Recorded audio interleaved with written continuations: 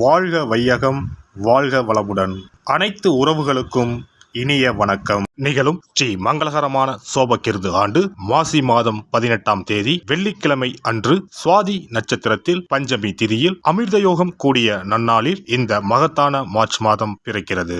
பிறக்கும் இம்மாத கிரக நிலைகளை பார்க்கும் போது மேச ராசியில் குரு பகவானும் கன்னி ராசியில் கேது பகவானும் உள்ளனர். இம்மாத தொடக்கத்தில் சந்திர பகவான் துலாம் ராசியில் உள்ளார். செவ்வாய் மற்றும் சுக்கிர பகவான் மகர ராசியிலும், சூரியன் சனி புதன் பகவான் கும்பராசியிலும், ராகு பகவான் மீனராசியிலும் சஞ்சாரம் செய்கின்றனர். இம்மாத கிரகங்களின் பயிற்சி என எடுத்துக்கொண்டால் புதன் பகவான் மார்ச் மாதம் 7ஆம் தேதி கும்பராசியில் இருந்து மீனராசிக்கும், மார்ச் மாதம் 26ஆம் தேதி மீனராசியில் இருந்து மேசராசிக்கு என இருமுறை பிரவேசம் செய்கின்றார். மார்ச் மாதம் 7ஆம் தேதி சுக்கிர பகவான் மகர ராசியில் இருந்து கும்பராசிக்கும், மார்ச் 14ஆம் தேதி சூரிய பகவான் கும்பராசியில் இருந்து மீனராசிக்கும், மார்ச் மாதம் 15ஆம் தேதி செவ்வாய் பகவான் மகர ராசியில் இருந்து கும்பராசிக்கும் பயிற்சி அடைகின்றனர். இந்த கிரக அமைப்பினால் உங்கள் வாழ்வில் ஏற்படக்கூடிய சுபம் மற்றும் அசுப பலன்கள் என்ன, அதற்கான பரிகாரம் மற்றும் தெய்வ வழிபாடு என்ன என்பதனை பற்றி காண்போம். மாசி மாதத்தின் பிற்பகுதியும் பங்குனி மாதத்தின் முற்பகுதியும் இணைவது இந்த மார்ச் மாதம் ஆகும். பனிக்காலம் முடிந்து வசந்த காலம் துவங்க போகிறது.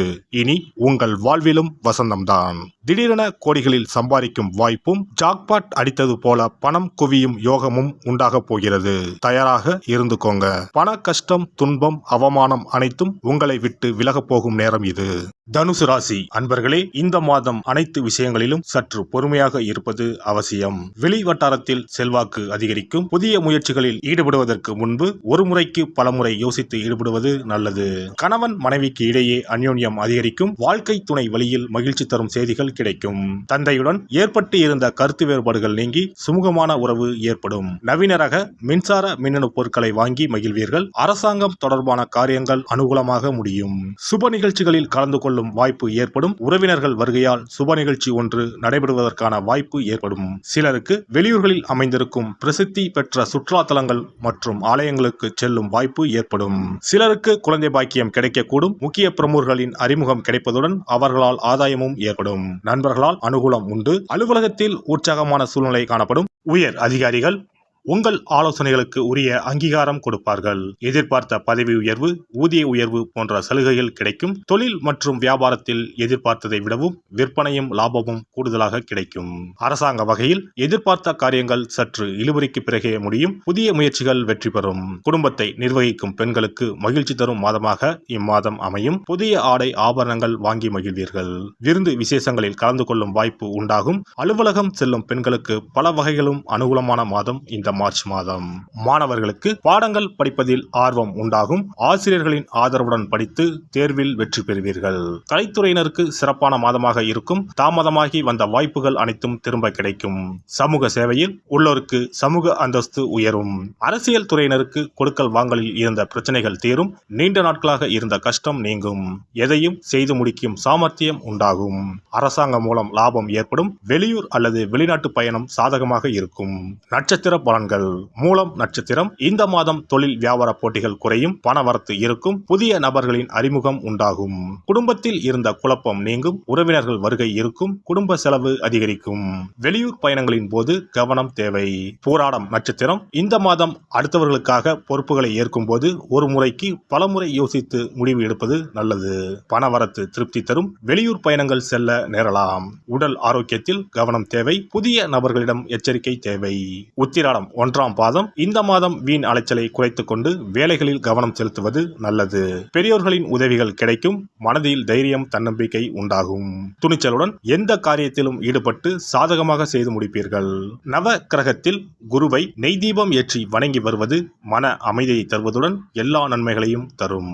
சிவபெருமானை வணங்குவதற்கும் அவரின் அருளை பெறுவதற்குமே அவருடைய ஆசி இருந்தால்தான் முடியும். அதனால்தான் அவன் அருளாலே அவன் தாள் பணிந்து என்ற அற்புதமான வாசகத்தின் மூலம் நாம் அறிய முடிகிறது. சிவ அருளை பெற வேண்டும் எனில் அது அத்தனை சுலபமான காரியம் கிடையாது. சிந்தையிலும் செயலிலும் சிவனையே நினைத்து ஒவ்வொரு காரியத்தையும் செய்ய வேண்டும். இனி இந்த மார்ச் மாதத்தில் மகா சிவராத்திரி எப்போது, இந்த நாளுக்கு அப்படி என்ன சிறப்பு என்பதனை பற்றி காண்போம். சிவபெருமானுக்கு எத்தனையோ திருநாமங்கள் உள்ளன. அவற்றில் மிக உயர்வானதாக சொல்லப்படுவது மகாதேவன் என்ற திருநாமம்.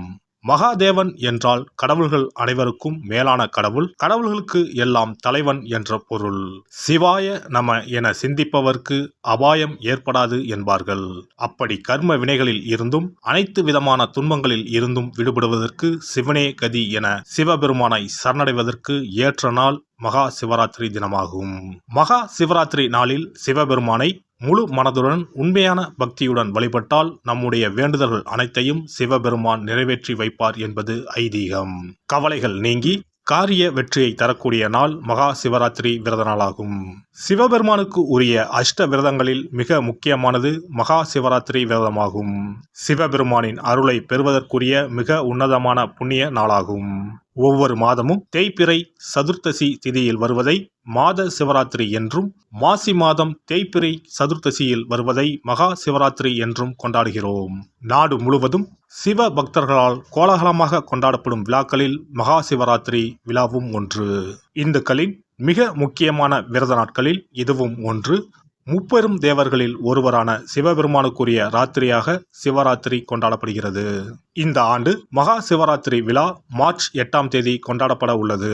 அன்று இரவு 8:20 மணிக்கு துவங்கி மார்ச் 9ஆம் தேதி மாலை 6 மணி வரை சதுர்த்தசி திதி உள்ளது. இதனால் மார்ச் 8ஆம் தேதி இரவு 8:30 மணிக்கு பிறகே சிவராத்திரி பூஜை துவங்க வேண்டும். சூரிய பகவான் கும்பராசியில் பயணம் செய்யும் மாசி மாதத்தில் தேய்பிறை சதுர்த்தி நாளில் முதல் நாள் மாலை துவங்கி அடுத்த நாள் காலை வரை சிவனுக்கு தொடர்ந்து 4 கால பூஜைகள் செய்யப்படும்.